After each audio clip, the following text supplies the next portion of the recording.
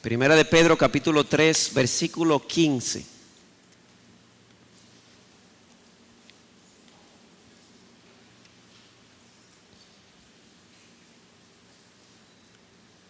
Una esperanza racional. Primera de Pedro capítulo 3, versículo 15. Una esperanza racional. Dice así la Escritura: sino santificad a Cristo como Señor en vuestros corazones, estando siempre preparados para presentar defensa ante todo el que os demande razón de la esperanza que hay en vosotros, pero hacedlo con mansedumbre y reverencia. Vamos a orar. Señor y Dios, tú que estás en los cielos, a ti te damos la gloria, la honra y el honor. Y nosotros te reverenciamos como el soberano, como aquel que tiene el control absoluto aún de los pequeños detalles. Tu palabra dice que no cae una hoja en lo más profundo de la selva amazónica sin tu voluntad. Por lo tanto, ayúdanos a creer que todo lo que sucede en los aspectos de nuestra vida, aún en los aspectos técnicos o tecnológicos, tú tienes el control. Y tú tienes un propósito siempre, y es para el bien de aquellos que te aman. Te rogamos, oh Señor, por mí en este momento, que tú me cuides y me libres de mí mismo. Ayúdame, oh Señor, a levantar mis ojos a la cruz y a poder transmitir, que salga de mi boca, oh Padre, palabras que estén sustentadas por tu palabra. Que la palabra que se predique en esta noche esté saturada de la Biblia, que esté fundamentada en la cruz. Y, oh Señor, que sea con un solo propósito, la gloria tuya y la edificación nuestra. Y te rogamos por el entendimiento de nuestros hermanos, por todos nosotros, que por tu Espíritu podamos entender y aplicar las verdades que aprendamos en esta noche. Te lo rogamos en Cristo. Amén. Hermanos, esta palabra que acabamos de leer, este versículo, es muy especial para quien les habla. Y una de las razones, o la primera razón por la cual es especial, y cuando digo especial es que Dios lo usó con mucho poder en un momento de mi vida particular. Hace unos 2-3 meses recibí una llamada a mi casa. Un hermano para decirme que yo iba a participar en un debate contra el presidente de la Asociación de Ateos del país. Imagínense ustedes, yo creo que el corazón me bajó al meñique, al pulgar del pie izquierdo. Realmente me asusté, hermanos, no se los niego. Y le dije, no, bórrame. Y me dijo que tú no estás entendiendo, es que ya estás inscrito y la fecha es tal fecha. Y bueno, le dije, Señor, yo no lo busqué, tú me has puesto aquí. Así que yo te ruego que tú me muestres el camino que voy a seguir. Y hermanos, como testimonio les digo que este fue el pasaje que Dios puso en mi mente. Dice, santificad a Cristo como Señor en vuestros corazones, estando siempre preparados para presentar defensa ante todo el que os demande razón de la esperanza que hay en vosotros, pero hacedlo con mansedumbre y reverencia. Y hay algo más con relación a este pasaje. Hace un mes aproximadamente y algo, tuvimos nuestro campamento de jóvenes llamado Arraigados en Cristo. Y la temática que se desarrolló en todo esto es ¿por qué muchos jóvenes que han profesado que Jesús es su Salvador y Señor se han apartado de la fe? De manera particular en la universidad. Y vimos un video muy impactante donde vimos varios jóvenes dar testimonio. Y relataban cómo hay 3 presiones particulares que han hecho que muchos jóvenes cedan y nieguen la fe que una vez profesaron. La primera presión es la presión social. Esa presión por falta de convicción de amoldarse al grupo, aun cuando el grupo anda en contra de la voluntad de Dios. Muchos de nosotros conocemos esa presión. Y nos avergonzamos al decirlo, hemos cedido a esa tentación. Pero gloria al Señor por la cruz de Jesucristo. Otra presión es la presión del relativismo. Esa presión posmodernista de que no hay verdad absoluta. Todo es relativo, todo depende de cómo tú lo veas. Llevándonos a pensar que la homosexualidad, el sexo ilícito, todo eso no necesariamente es malo. Esa es la verdad de otros. Pero tu verdad puede ser que no tenga nada de malo. Y eso ha bombardeado realmente a nuestros jóvenes y a la iglesia. Pero hay una tercera presión, un tercer ataque, que es en el cual yo me quiero centrar en esta noche, y es la presión intelectual. Es una presión que ha hecho que muchos jóvenes nieguen la fe que una vez profesaron. Pero esta noche yo no quiero aplicarla a los jóvenes, yo quiero aplicarla a toda la iglesia. La pregunta es, ¿por qué tantas personas, tantos hermanos o ex hermanos, mejor dicho, o que profesaron ser hermanos, mejor dicho, una vez profesaron esta fe y ahora debido a una presión se han apartado? La respuesta es debido a la presión intelectual. Hermano, ¿y qué es la presión intelectual? Yo creo que esa es la pregunta que nos va a dar luz para seguir una dirección en esta noche a la luz del verso. La presión intelectual, amados hermanos, es el ataque contra la fe, un ataque malicioso contra nuestra fe, haciéndola parecer irracional por medio de argumentos racionales, entre comillas. Voy a repetirlo.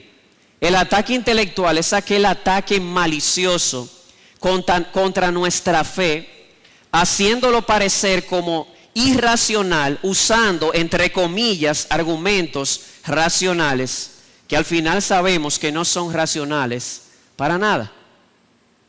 Y lamentablemente, como les decía, la triste realidad es que muchos han sucumbido, muchos han cedido a este ataque y se han apartado de la fe que una vez profesaron. La pregunta es ¿por qué? ¿Por qué razón este ataque intelectual, este ataque malicioso contra nuestra fe, haciéndolo parecer irracional, ha hecho que tantas personas caigan de la fe? Y creo que Primera de Pedro, capítulo 3, versículo 15, nos da parte de la razón de por qué estas personas han sucumbido. Obviamente, en términos generales, se debe a que la razón es que no han estado arraigados en Cristo. ¿Qué es arraigados? Bueno, arraigado significa o se relaciona a un árbol con raíces profundas, bien fundamentado donde está plantado porque tiene raíces profundas. La razón general por la cual muchas personas se apartan de Jesús o de la fe que profesaron es porque en términos generales no están arraigados en Cristo. Ahora la pregunta es, ¿por qué no están arraigados en Cristo? Y de eso creo que trata nuestro texto, o en nuestro texto toca puntos en particular que nos revelan la razón. Pero antes de entrar de manera particular en el texto, quisiera dar algunas informaciones generales. Es sumamente importante que entendamos el contexto histórico de esta carta. Pedro escribió este libro a cristianos que estaban bajo profundas y severas pruebas. Mire conmigo el capítulo 1, versículo 6. Dice, en lo cual os regocijáis grandemente, aunque ahora, por un poco de tiempo, si es necesario, seáis afligidos con diversas pruebas. Habían hermanos contemporáneos de Pedro que en ese preciso instante, Pedro le llama ahora, estaban siendo afligidos en diversas pruebas. La pregunta es, ¿cuáles pruebas? El mismo Pedro nos da pistas para saber de qué se trataban estas pruebas. Y creo que la número 1 es una persecución verbal contra estos hermanos. Miren el capítulo 2, versículo 12. 2:12 dice, mantened entre los gentiles una conducta irreprochable, a fin de que en aquellos que os calumnian como malhechores, ellos, por razón de vuestras buenas obras, al considerarlas, glorifiquen a Dios en el día de la visitación. Una de las razones por las cuales estos hermanos estaban siendo afligidos es porque estaban siendo perseguidos de manera verbal. Se les estaba acusando de ser malhechores. Creo que es claro, es enfático, es explícito el texto. Pero no es la única prueba. Hay un segundo aspecto de esta prueba, y es la persecución física, no solamente verbal. Algunos de nosotros que solemos ir al parque una vez al mes, hemos encontrado persecución física. Nos han acusado, nos han difamado, pero de ahí no ha pasado. Pero estos hermanos no solamente eran víctimas del ataque verbal de los gentiles, sino también víctimas de un ataque físico o de un maltrato. Miren el capítulo 4, versículo 4. Dice: y en todo esto se sorprenden de que no corráis con ellos en el mismo desenfreno de disolución y os ultrajan. En otras palabras, os maltratan. De modo que es muy importante, antes de entrar al versículo 15 del capítulo 3, entender el contexto global de esta carta. Pedro está escribiendo a hermanos que están siendo afligidos en diversas pruebas. Prueba número 1, eran víctimas de un ataque verbal. Número 2, eran víctimas de un ataque físico. Y Pedro les escribe para animarles, para exhortarles y estimularles a mantenerse firmes en medio de esta persecución dual, es decir, física y verbal. Y con esto en mente, viene entonces el mensaje general o la enseñanza general de Primera de Pedro 3:15. En este medio de persecución física, persecución verbal, seremos retados. ¿Retados a qué? A dar razón de la esperanza que tenemos. Vuelvo y repito. En este contexto de persecución física y verbal, estos hermanos fueron retados a veces privadamente, a veces públicamente, a dar razón de la esperanza que tenían. Y Pedro les dice: no es que ustedes tienen que dar respuesta obligatoriamente a todo el mundo. Acabamos de ver hace unas semanas: no le eches las perlas a los cerdos, ni lo santo a los perros. Pero sí hay un mandamiento explícito de parte de Cristo a través de Pedro a estar preparados para presentar defensa contra todo aquel que demande razón de la esperanza que hay en nosotros. Quiero repetir hasta aquí para entonces entrar de manera particular en el texto. Tenemos aquí un grupo de hermanos que están siendo afligidos en diversas pruebas: persecución física, persecución verbal. Pedro les escribe para estimularles y para decirles que en medio de este contexto hostil, ellos van a ser retados en dar razón de la esperanza que tienen. Y él les dice: y tienen que estar preparados. No significa, vuelvo y repito, están obligados a darle respuesta a un cerdo o a un perro. Estoy hablando en sentido bíblico, como hizo Jesús con Herodes, que ni siquiera no le dijo ni una sola palabra cuando Herodes lo interrogó. Pero sí hay un mandato explícito a estar preparados para presentar una defensa razonable de la esperanza que tenemos. Y esa es la enseñanza general. Amada iglesia, antes de pasar los puntos particulares, esto no es una exhortación a los pastores o a los teólogos en sentido técnico. Esto es una exhortación a toda la iglesia de Jesucristo. Tú puedes ser una joven o un joven. Tú puedes ser un adulto o una hermana adulta. Tú puedes ser un anciano o una anciana. Pero si has profesado que Jesucristo es tu Señor, este mandato es para ti. Puedes ser atacado verbalmente, puedes ser atacado físicamente. Sea como sea, debes estar preparado para presentar defensa contra el que demande razón de la esperanza que tú tienes. Hermano, tú tienes la esperanza que la Biblia enseña. Amén. Tú tienes que estar preparado para defender esa esperanza de una manera razonable. Ahora bien, eso nos lleva a las enseñanzas particulares del texto. Esa es la general, estén preparados. De manera particular, ¿qué nos enseña el texto? Número 1, amados hermanos, tenemos una esperanza. Miren conmigo el versículo 15 una vez más.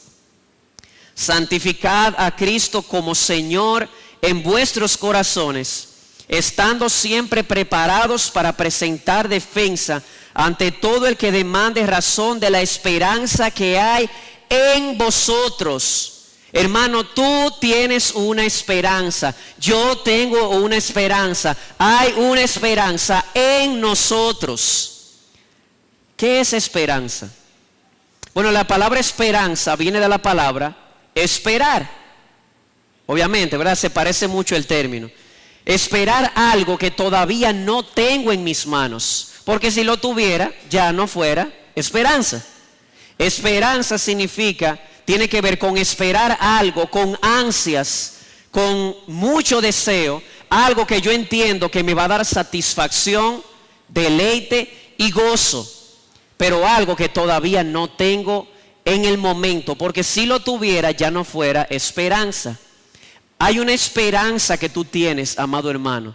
Si Jesús es tu Señor, si Jesús es tu Salvador, hay una esperanza en ti. Es decir, hay algo que tú estás esperando, hay algo que tú esperas con ansias, con deseos, con pasión, porque tú sabes que ese día tu gozo va a ser completado, tu gozo va a ser consumado. Nosotros tenemos una esperanza. Hermano, ¿y cuál es esa esperanza? Pedro abunda mucho hablándonos de esta esperanza. Miren conmigo el capítulo 1, versículos 3 al 6. Vamos a leerlo. Dice: bendito sea el Dios y Padre de nuestro Señor Jesucristo, quien según su gran misericordia nos ha hecho renacer, nos ha hecho nacer de nuevo a una esperanza viva, mediante la resurrección de Jesucristo de entre los muertos. ¿Con qué propósito? Para obtener una herencia incorruptible, inmaculada y que no se marchitará, reservada en los cielos para vosotros, que sois protegidos por el poder de Dios mediante la fe para la salvación que está preparada para ser revelada en el último tiempo, en lo cual vosotros os alegráis grandemente, aunque ahora por un poco de tiempo, si es necesario, tengáis que ser afligidos con diversas pruebas. Primera pregunta: ¿cuál es el contenido de nuestra esperanza? ¿Qué es lo que esperamos? Dice Pedro, nosotros tenemos una herencia.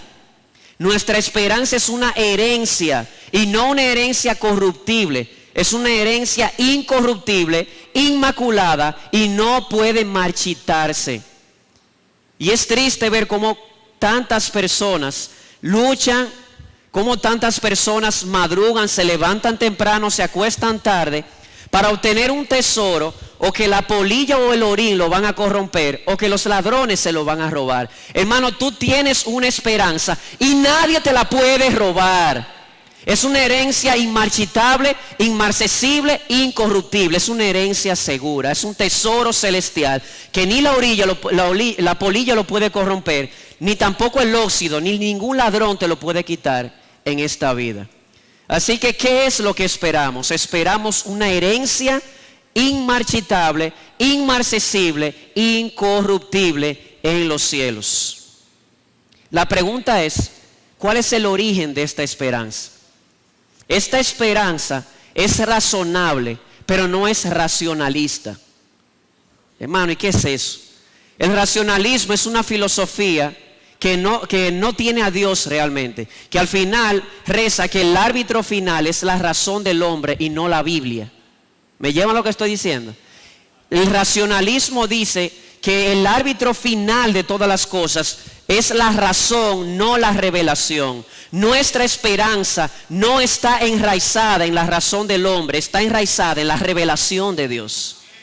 Dice el texto: bendito sea quien, el Dios y Padre de nuestro Señor Jesucristo, quien según su misericordia nos ha hecho nacer de nuevo para una esperanza viva. Hermano, la esperanza que tú tienes, no fuiste tú que te la inventaste, no fue el invento de tu raciocinio puramente. La esperanza que tú tienes viene de Dios. Está enraizada no en la razón, sino en la revelación.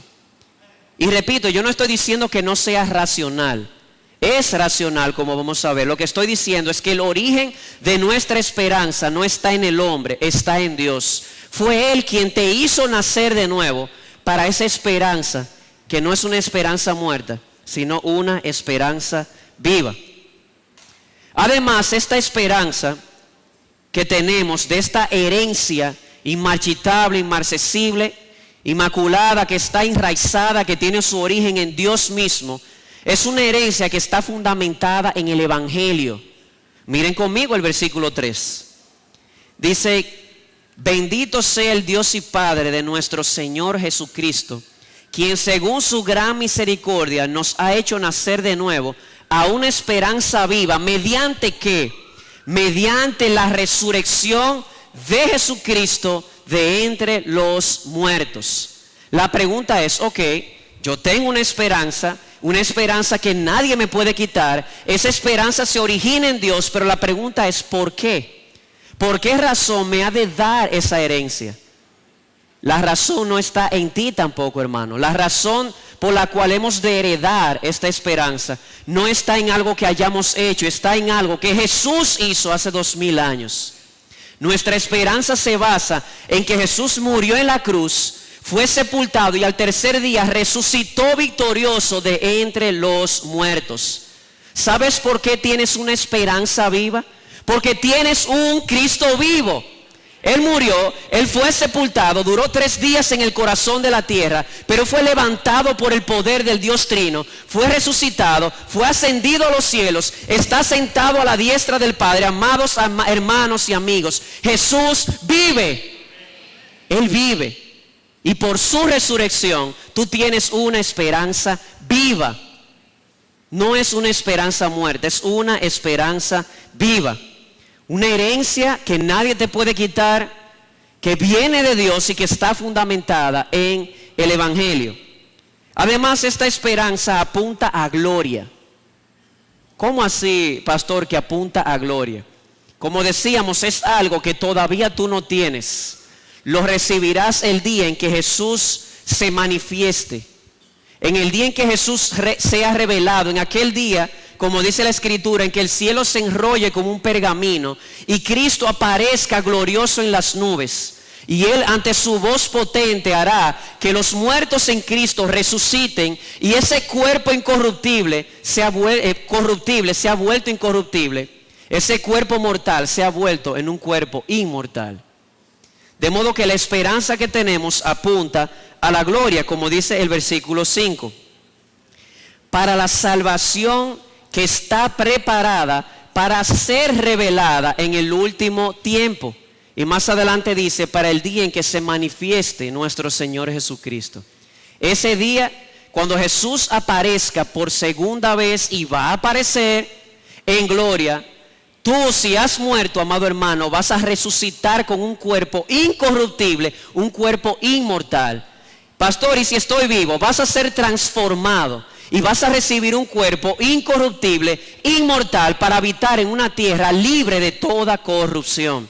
Dice Romanos capítulo 8, versículos 17 al 25. Toda la creación gime para que llegue ese día en el que los hijos de Dios seamos glorificados. Ese día la creación completa será renovada para ser el hogar de seres humanos que esperamos en Jesús y que tendremos cuerpos renovados y que no podrán ser destruidos. Amado hermano, tú tienes en ti una esperanza que no viene de tu imaginación ni de tu raciocinio, sino que viene de la revelación de Dios, que está fundamentada en lo que Jesús hizo en la cruz, que quedó vindicado por su resurrección. Una esperanza que vas a ver su manifestación en el día de gloria.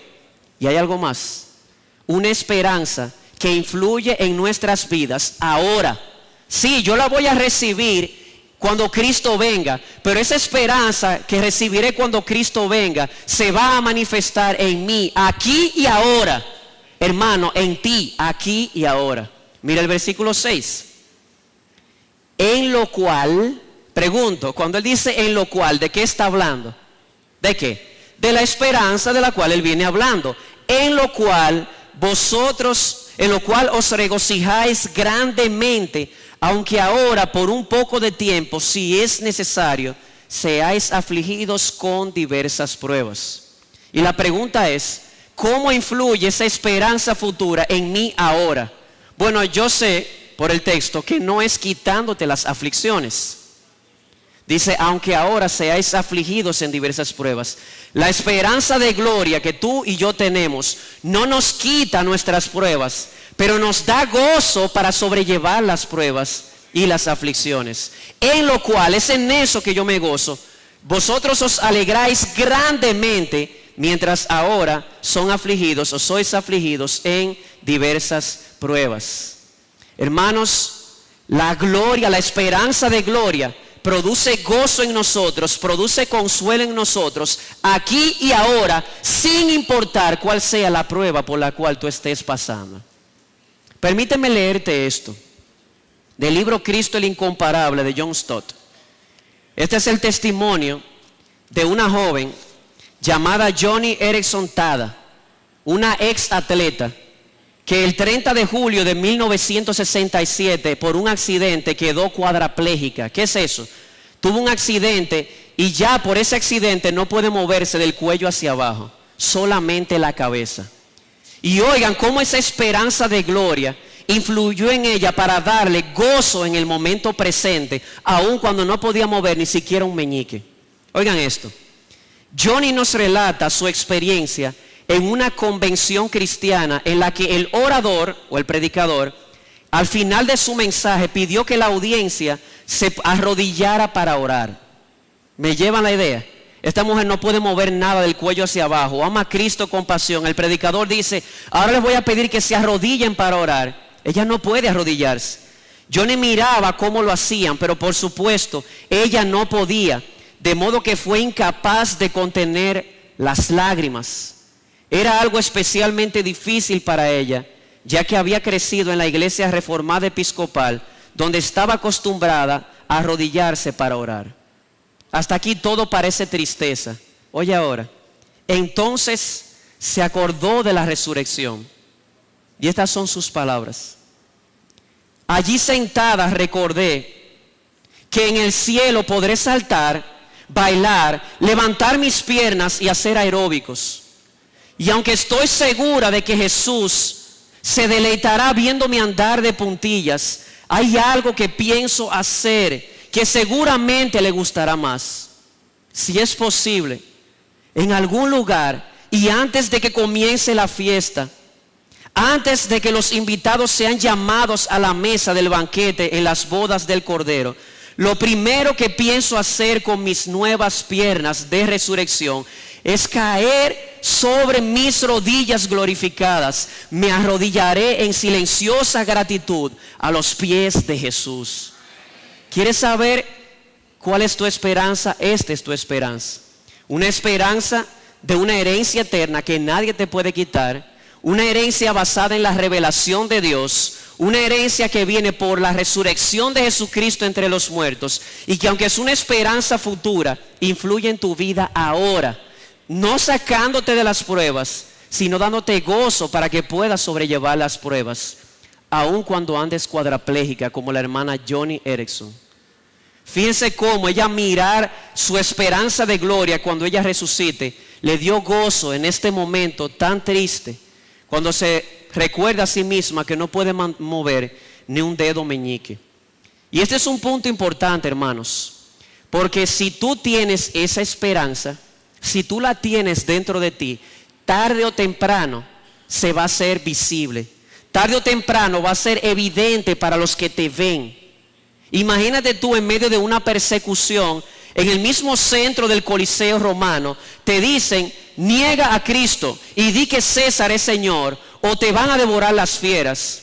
Y estos hermanos decían, Cristo es Señor. Sueltan las fieras y mientras son devorados, un gozo profundo se manifiesta mientras ellos cantan al que nos amó y nos lavó de nuestros pecados. Obviamente que esta esperanza se va a ver en lo externo. Y eso va a hacer, amados hermanos, que los que nos ven se acerquen a nosotros para preguntarnos, ¿y qué es lo que tú crees? ¿Qué es lo que tú esperas? Cuéntame, yo quiero saberlo, porque tú tienes algo que yo no tengo.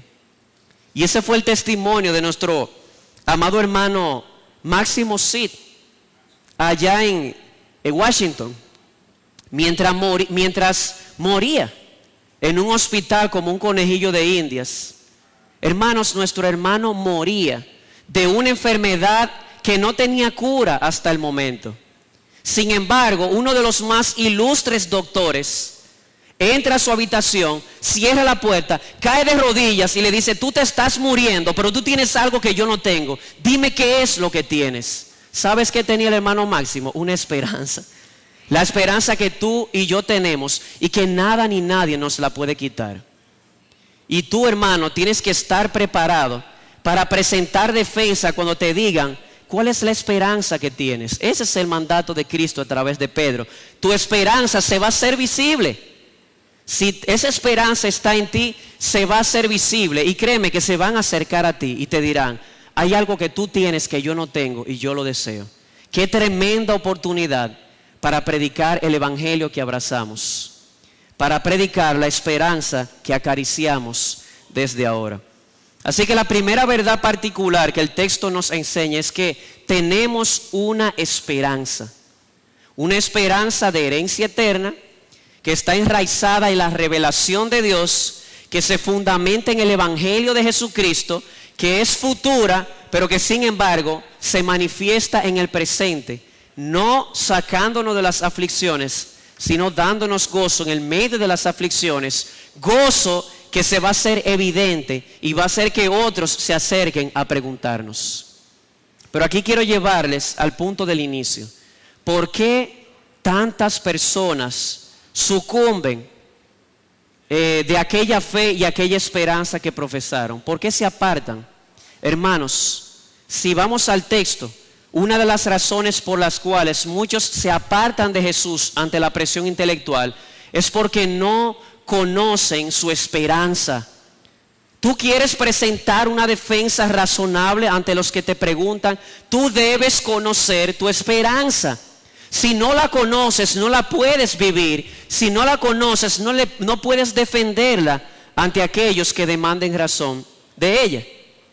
Y es lamentable ver, ayer le decía a los jóvenes, cómo hay tantos jóvenes, y yo diría tantos cristianos profesos, que su teología no viene de la escritura, sino de las camisetas cristianas.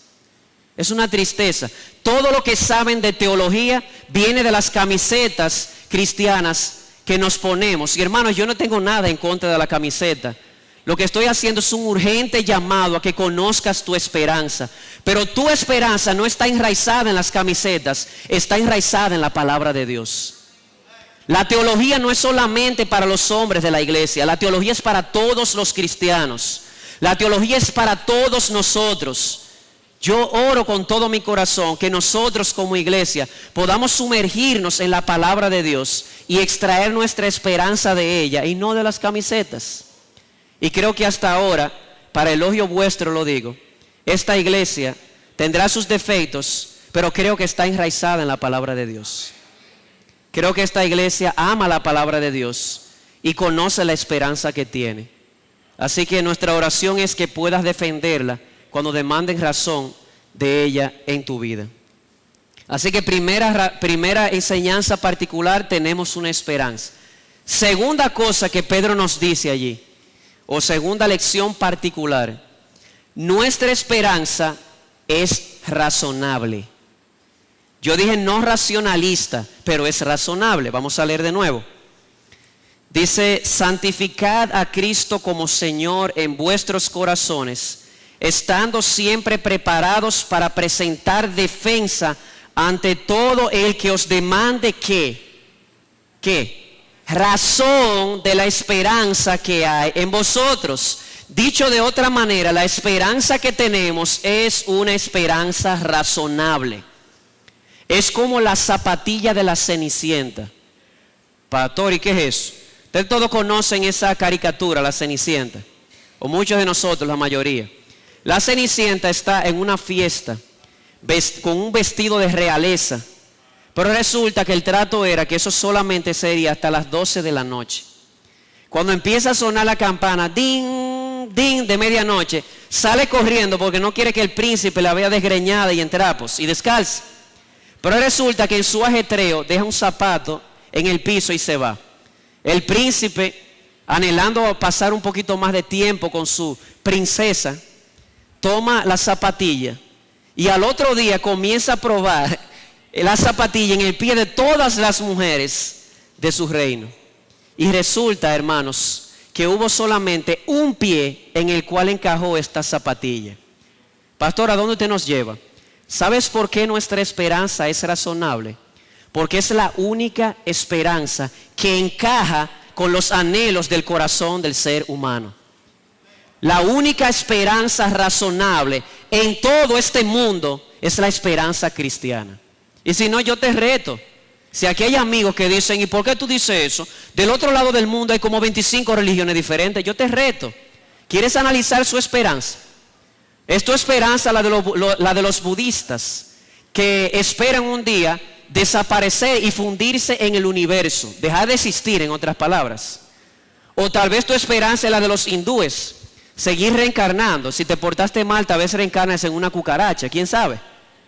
O tal vez tu esperanza es la esperanza de los musulmanes, despertar en un paraíso lleno de mujeres teniendo muchísimo sexo.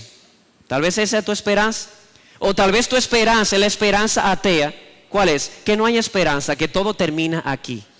Cuando tú pones todas esas esperanzas sobre la mesa, tú sabes dentro de ti que ninguna de esas encajan con los anhelos de tu corazón. Solamente hay una, la esperanza cristiana. ¿Sabes por qué? Porque Dios ha puesto la eternidad en tu corazón. Dice Eclesiastés capítulo 3, versículo 10. La única esperanza que encaja con los anhelos, los deseos más profundos del corazón del ser humano, se llama la esperanza cristiana. Cuenta una historia de un hombre en medio de la guerra, sentado en una trinchera a la luz de la luna. Por primera vez en su vida abrió una Biblia y ante la luz de la luna, metido en una trinchera, él comienza a leer la esperanza cristiana y dice lo siguiente: este es el libro que me comprende. Hermanos, tenemos una esperanza gloriosa, pero nuestra esperanza también es razonable. Nuestra esperanza puede ser defendida, pero realmente, hermanos, tenemos en la conciencia de los demás un aliado cuando hagamos esta defensa. Ellos saben dentro de ellos que no hay esperanza que encaje con su corazón excepto la esperanza cristiana. Por eso te ruego una vez más, amado hermano, conoce tu esperanza. Sumérgete, echa raíces profundas en la revelación y conoce lo que tienes. Una de las peticiones de Pablo en el libro a los Efesios, capítulo 1, fue lo siguiente: que sean abiertos los ojos de vuestro entendimiento para que conozcáis mejor que vuestro llamamiento y la herencia que os espera. Una de las oraciones de Pablo por esta iglesia es que ellos pudieran crecer en el entendimiento de la esperanza de la herencia eterna. Y es nuestra oración también, amados hermanos, que por medio de una comprensión más profunda de nuestra esperanza, echemos raíces más y más profundas en Jesucristo nuestro Señor. Así que dos cosas hemos visto de manera particular. Tenemos una esperanza. Número dos, es una esperanza razonable. Pero hay una tercera enseñanza particular, ya para casi terminar, y es la siguiente: hay un prerequisito en todo esto. ¿Cómo? Hay un requisito que va primero a la defensa. antes de yo defender y presentar una palabra elogiable, una defensa elogiable de la esperanza que tengo, hay algo que debe darse en mí para que mi defensa sea efectiva y aún más, para yo tener raíces en Cristo. ¿Cuál es ese prerequisito? Escucha esto. 3:15. Santificad a Cristo como Señor en vuestros corazones. Hay muchas personas que pueden hacer defensas elogiables, que conocen intelectualmente toda la escatología cristiana, es decir, todo lo que concierne al futuro revelado en la Escritura. Pero ¿por qué no permanecen? ¿Por qué no tienen raíces? Aun cuando saben tanta Biblia, porque no han cumplido con el prerequisito. Cristo no es el Señor de sus corazones. No es suficiente una preparación intelectual. Es requerida. Tú tienes que prepararte intelectualmente, estudiar tu Biblia, conocer tu esperanza. Pero tú tienes, antes que esto, exaltar y santificar a Jesús como Señor en tu corazón. Amado pastor o amado hermano, ¿qué significa santificar a Cristo como Señor en el corazón? Bueno, a saber, número 1, proclamarle con nuestros labios como Señor ante el mundo. Imagínense este cuadro, el que les decía. Este cristiano en el mismo medio de la arena romana. Y le dicen, di que César es Señor y te perdonaremos la vida. Y el cristiano dice, no, Jesús es el Señor. Y usted dirá, bueno, pero una simple profesión. No es una simple profesión, es una confesión que viene del corazón. Si confesares con tu boca que Jesús es el Señor y creyeres de corazón que Dios le levantó de los muertos, serás salvo. Santificamos a Jesús cuando de corazón, impulsados por el Espíritu, podemos decir en una generación que vive en oscuridad, Cristo es el Señor, y lo decimos sin temor. Mientras otros dicen César es Señor, el dinero es el Señor, el sexo es el Señor, nosotros decimos Cristo es el Señor. Hermanos, ese es un prerequisito, pero falta algo. Santificar a Cristo como Señor no es solamente, o no lo santificamos solamente proclamándolo como Señor, sino también exhibiendo el carácter de nuestro Señor en nosotros. No hay algo más paradójico que defender la esperanza que tenemos de una manera agresiva. Espérate, tú me estás hablando de una esperanza de gloria y utilizas ese lenguaje, pierdes la paciencia. Obviamente la persona no está exhibiendo el carácter de Cristo. Miren cómo dice el texto, el mismo texto. Dice, santificad a Cristo como Señor en vuestros corazones, estando siempre preparados para presentar defensa ante todo el que os demande razón de la esperanza que hay en vosotros, pero ¿qué? Hacedlo con mansedumbre y reverencia. En otras palabras, Cristo es magnificado no solamente por mi defensa, sino también por mi actitud cuando me defiendo. ¿Cómo debe ser esa actitud? Con mansedumbre y con reverencia. Amado hermano, tal vez por esa razón le has predicado a una persona y tal vez la persona no te ha escuchado, tal vez. Porque le has hablado de tu esperanza gloriosa, pero la persona no ha visto el carácter de Cristo en ti, ha sido muy agresivo. Y realmente lo digo con un dedo para allá y 4 para acá. Porque si hay alguien que ha caído en eso, se llama Juan José Pérez. Al Señor que me perdone y tenga misericordia de mí. No sé cuántas personas, por mi agresividad en el momento tal vez, o mi lenguaje punzante, le he presentado una defensa magistral, pero no he mostrado el carácter de Jesús. Hermano, ¿y qué significa esto de mansedumbre y reverencia? ¿Sabes algo? Yo no te lo voy a definir, yo te lo voy a ilustrar con el mismo Pedro. Ahí mismo en el capítulo 2, versículo 21 al 23. Mira lo que significa mansedumbre y reverencia según Pedro. Porque para este propósito habéis sido llamados, pues también Cristo sufrió por nosotros, dejándonos que ejemplo para que sigáis sus pisadas. ¿Y cuál fue su ejemplo? El cual nunca cometió pecado, ni engaño alguno se halló en su boca, y quien cuando le ultrajaban no respondía ultrajando, cuando padecía no amenazaba, sino que se encomendaba a aquel que juzga con justicia. Es necesaria una preparación intelectual, es necesario conocer nuestra esperanza, pero es necesario que a la hora de mostrarla a otros, de predicarla a otros, exaltemos a Jesús, mostrando el carácter de Jesús. Que cuando se inquieten, cuando se airen, cuando se alteren, cuando se vuelvan agresivos, podamos ser como Jesús, que cuando le maldecían, de todo corazón bendecía. Al contrario, cuando le ultrajaban, encomendaba a Dios su camino. ¿Quieres, amado hermano, presentar una defensa razonable que conquiste el corazón de otros? Primero tienes que depender del Espíritu. Pero si quieres hacerlo, debes conocer tu esperanza y debes presentarla de una manera mansa, de una manera humilde, como lo hizo Jesús. Y de esa manera Cristo será exaltado. Ellos tienen que ver a Jesús en nosotros. Las personas nos están mirando, amados hermanos, y ellos no solamente evalúan el qué decimos, ellos también evalúan el cómo lo decimos. Y si hay algo que puede conquistar el corazón de un incrédulo, es ver el amor de Jesús en nosotros. Ver que cuando ellos se alteran, nosotros podemos mostrar el carácter manso y humilde de Jesús. Y de esa manera Jesús es santificado como Señor en nuestros corazones. Así que la enseñanza general es esta.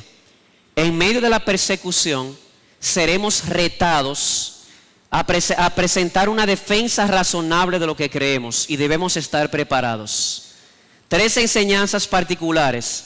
Tenemos una esperanza de herencia, enraizada en Dios, fundamentada en el Evangelio, que apunta a gloria, pero que influye en nuestro presente.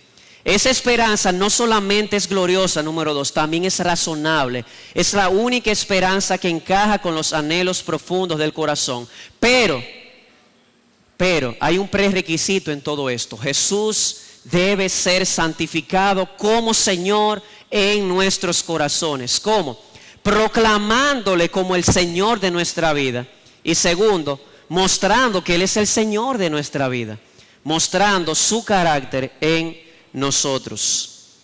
La razón por la cual entonces tantas personas sucumben ante esta presión intelectual es, primero, porque no están preparados intelectualmente, no conocen su esperanza. Pero segundo, y de manera más primaria, porque no han exaltado a Jesús como Señor en sus corazones.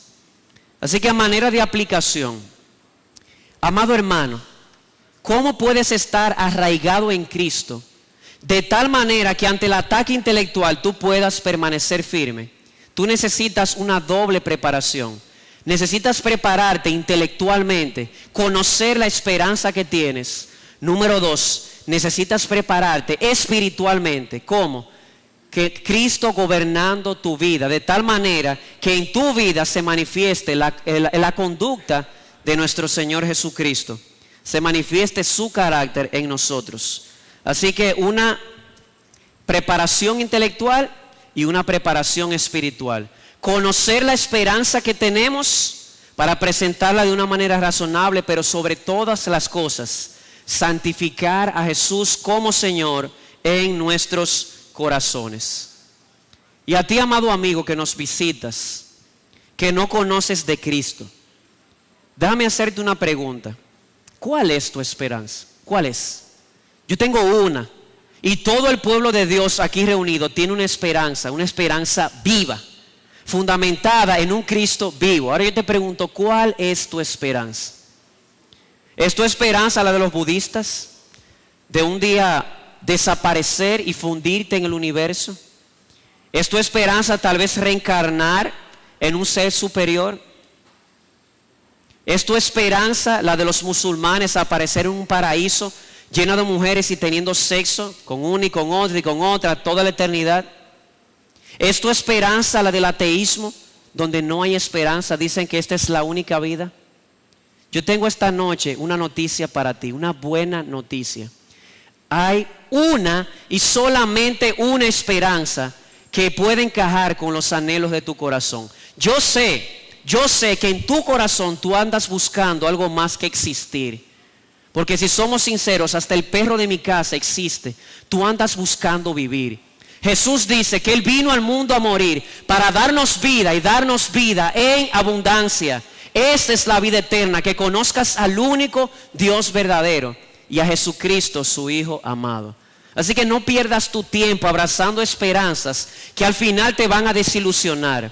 En esta noche yo te ruego que tú dobles tus rodillas y tú confieses que Jesús es el Señor, para que si acuestas tu cabeza en la almohada y mueres, puedas despertar en la presencia de Jesús, con la esperanza de que un día tu cuerpo va a resucitar, ya no corruptible, sino incorruptible, para vivir en un cielo nuevo y tierra nueva, donde mora la justicia, y nada más y nada menos que con la presencia de aquel que todo lo llena en todo, nuestro bendito Señor y Salvador Jesucristo.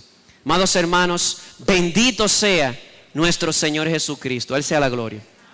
Oremos.